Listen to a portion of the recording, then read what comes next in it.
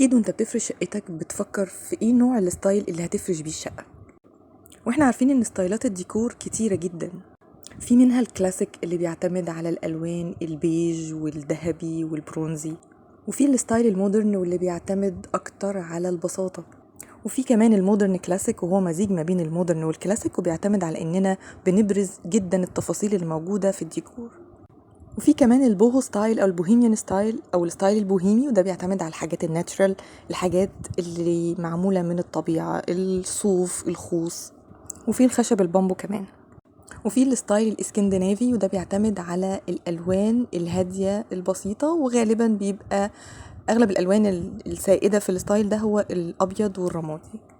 وعندنا كمان ستايل الاولد كلاسيك، وده بقى بيعتمد مش بس على الحاجات الكلاسيك، لا دي على الحاجات الاولد كلاسيك، يعني العتيقة اللي خلاص عفى عليها الزمن. وانواع كتيرة جدا من ستايلات الديكور لو قعدنا نرصهم مش هنخلص. طب ايه اللي هيحصل لو جبنا جزء من الستايل ده على جزء من الستايل ده على جزء من الستايل ده وعملنا الستايل الخاص بينا؟ يعني هل كده نكون احنا بقى بنخل بقوانين الديكور؟ تعالوا كده افرجكم شوية صور فيها شوية ميكس حلو قوي. تعالوا عدوا معايا كده نشوف كام ستايل موجود معانا في الليفينج روم اللي معانا دي.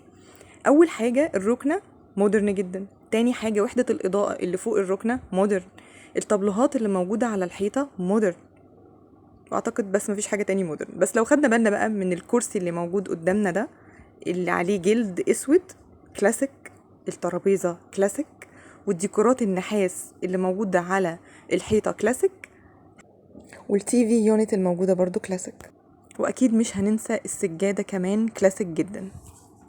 وبكده الصورة اللي معانا دي فيها نوعين من الستايل، هو المودرن والكلاسيك. طب تعالوا نشوف صور فيها اكتر من نوعين، يلا بينا.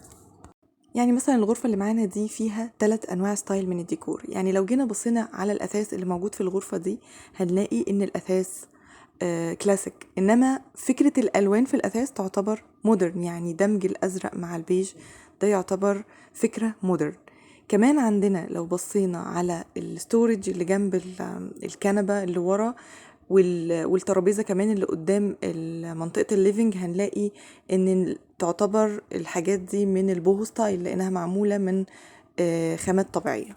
السجادة كمان اللي معانا هي بوهو ستايل جدا لان هي معمولة برضو من خامة طبيعية. وحدة الاضاءة بقى انا هعتبرها انها مودرن عشان الميتال اللي موجود فيها، وكمان معانا حاجات كتير مودرن، يعني مثلا اشكال الكوشنز هي مودرن، كل بقى الاكسسوارز الموجودة ورا لو لاحظتوا هتلاقوا ان هي مودرن ببراويز، وكمان الفازات والشكل الحاجات اللي معمولة من السيراميك، كل الحاجات دي كلها مودرن. والكمان الطابلو الكبير اللي معانا ده مودرن، وشكل الأرفف نفسها بالطريقة دي في الحيطة الفكرة نفسها مودرن، والستاير الشيفون كمان مودرن.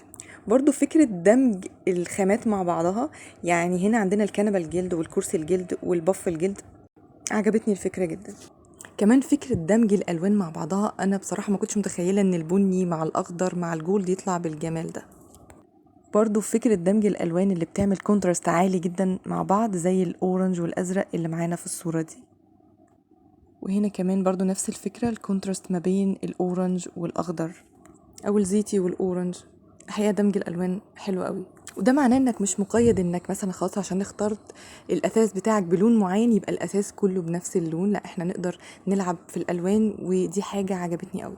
الصورة دي انا نسيت اوريها لكم، وهي برضو هنا الجلد متوظف بطريقة مختلفة تماما.